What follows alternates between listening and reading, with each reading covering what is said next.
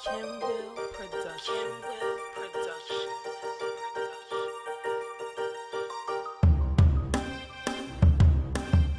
going on? You know, ROCKBOY CHOPPERS, RBC Clubhouse over here. I'm about to go kick with my man Dennis, aka the Technician, aka the Black Jesse James. There's a lot of history to this situation.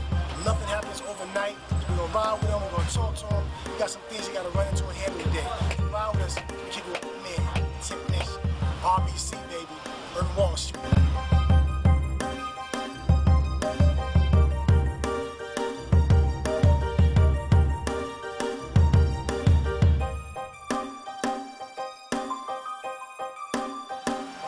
So we here, you know, my man Dennis, aka the Technician, just spending the day. We about to go out here, you know, make some things happen.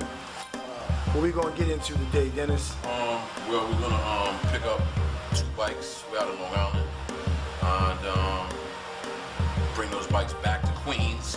So we're looking at like a 4-hour day right there. Drop those bikes, pick them up in Long Island, then go to Queens, drop the bikes off, come back to the shop, and finish up these 2 bikes in here because it's the holidays. So you know the fellas want their bikes so they can ride. So that's, you know, it's just a hectic day. But this is every day. See, that's why they call him the Technician. Yeah, every day. Get it in. So keep watching. It's going down. Yes.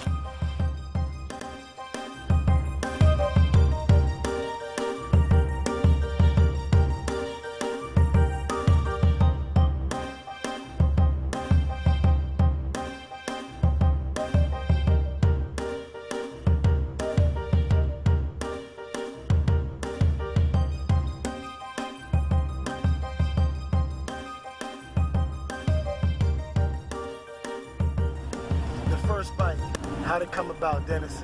I was looking to buy a chopper, and I didn't have like the money for like $20,000, $30,000 bike, and like I was trying to get, my credit was bad. I wanted somebody to co-sign for me. Nobody would, so my sister saw a place in Bushwick part of Brooklyn, and where these Puerto Rican guys, this Puerto Rican guy, his name is Pote. He was building bikes out of like maybe look like the size of a bedroom. Anyway, I go in there and introduce myself. You know, he lets me hang out. You know, I told him I'm interested in, you know, building a bike, hang out every day. And there I realized, like, yo, I can build my own bike, because these guys are building their own bikes. They're not buying, they're actually building. So, you know, went home, countless hours on the computer, found a frame, took it to my shop, you know, where I own a hair salon, put it in the middle of the floor, and I started building it from there in my shop. That was my first bike. Now, before the bikes, you were another craftsman.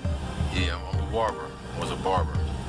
And been a barber for years. I've been a barber for like 20 years, cutting hair. But because of barbering, it kind of allowed me the time and the money to actually build my own bike. You know, so that way, like when I was building my own bike, I could actually make money. And then when I finished cutting hair, I had the bike in the middle of the shop. So when I finished cutting hair at the end of the day, I could work on the bike. You know what I'm saying? So it allowed me the best of both worlds. So yeah, I couldn't ask for anything better. You know, it's a thing where I get the best of both, where I use my hands, you know. So that's why I said, it's like, I know I'm good at this hair game, so I'm gonna make sure that I perfect the bike game. So, you know, every day, every month, it's just, I'm getting better and better. I refuse. I'm going to be one of the best bike builders out there. Mark my words. I'm gonna be. I'm slowly making my mark. That's why he's called Technician.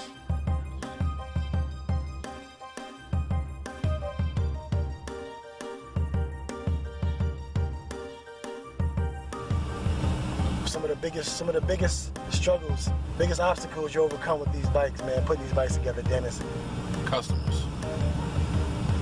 It's either parts not available and having to wait, or it's the customers themselves. Like this, you need a part like today. Like today, as a matter of fact, I need a part today. It's gonna kill me if I don't get that part, because now I gotta deal with the customer who's ready to have his bike, who thought his bike was gonna be ready today, and if it's not, it's gonna create a problem. So that could be one of the major obstacles. So you're looking at like parts availability, and then making sure that the customer, you know, has their bike when you say you're gonna have it. So, or, you know, your vision for a bike is not the same vision as a customer. So, you know, just the flip-floppy stuff about that. You know, it's like, hey, you know, the customer, I want this today, but tomorrow, yo, I see something new, change the whole idea that we had, and let's do something different. That can be a headache. But, you know, I mean, still at the end of the day, I mean, I love it. I love this bike thing. I actually love it. So, you know, you got to take the good with the bad with anything that you do, or something that you love. You know, that just comes with the territory. So, why choppers and Harleys? Dennis, what's good with those? Yeah, I just like the style of it. The whole like it was a whole like a bad boy image to him. You know, that's why I liked it. It was like it's just something different. Like everybody was doing street bike, street bike, street bike. So you know, the Harley is just like a, you know, throughout history, Harley is just a sign of, you know, money being different, just some outlaw shit. I'm not an outlaw, we're not outlaws, but it's just a sign of just being different. You know, like, you know, you get that, you get this bad boy image and bad boy stigma with you, and you know, like, I don't know. Harley and Choppers just the bikes to have. Not to knock the, you know, Asian bikes and stuff like that, like the Kawasaki's and the Yamahas and stuff like that. But there's something about that American-made sound. Like when you crack that throttle and the noise that muffler makes, is like you can't compare it. You can't. You have other companies try to mimic it, but it's nothing like the sound of a Harley or just the way it looked, the way the engine is made. It's just nothing like it. Nothing like it.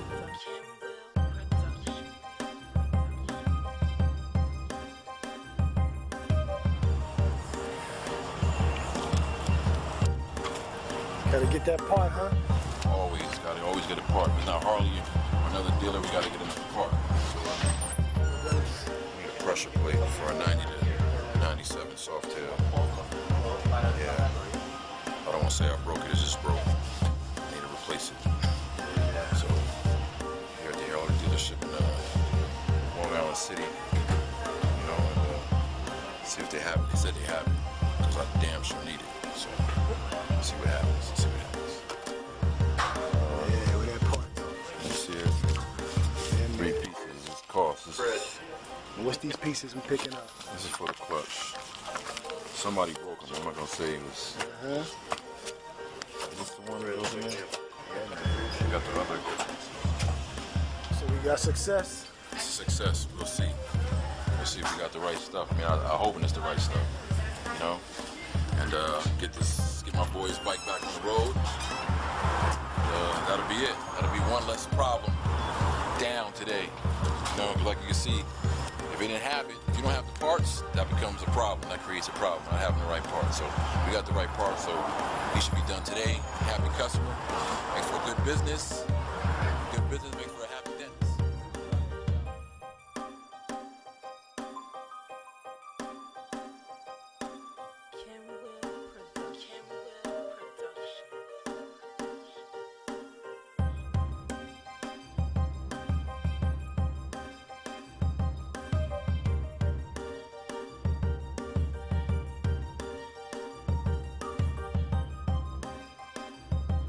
So, you know, we back here, you see the parts in hand, picked up the Harley store, you got the gloves on, that's the technician gloves.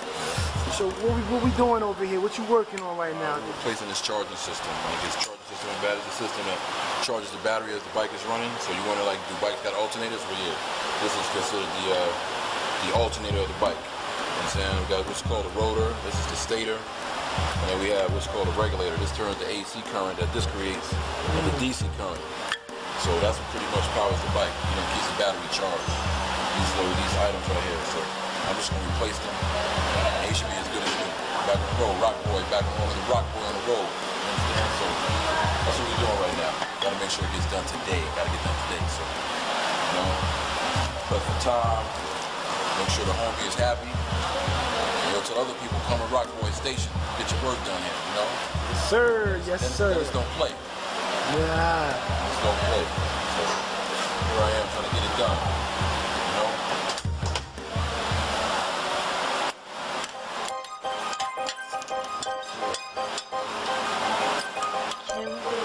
How many years you been putting bikes together, building bikes? Started in 03 actually. 03. Actually, it's like mid 03.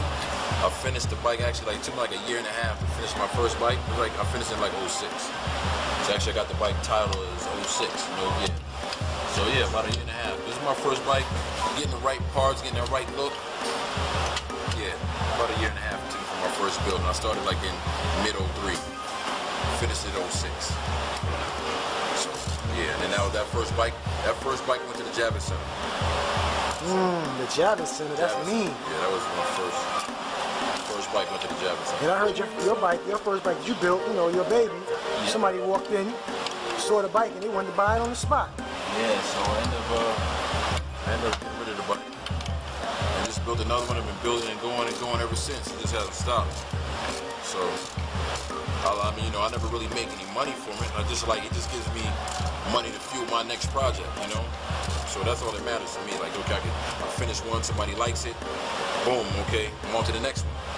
So it's never really about the money to me. It's just about the passion of just being able to create something new and something that people, you know, like, you know, they don't think that minorities can put together, you know? You stand up to the side, the bike is looking nice, and one like, whose bike is nice. No, it's that black guy over there. Yeah, it's me. Yeah, so it's cool. It's cool. And you know, the whole team too. Everybody has good ideas. Everybody's bike is different. So everybody the team pretty much has an eye for this stuff. You know, everybody has good eyes, good vision when it comes to this stuff. So it's cool, man. I love it.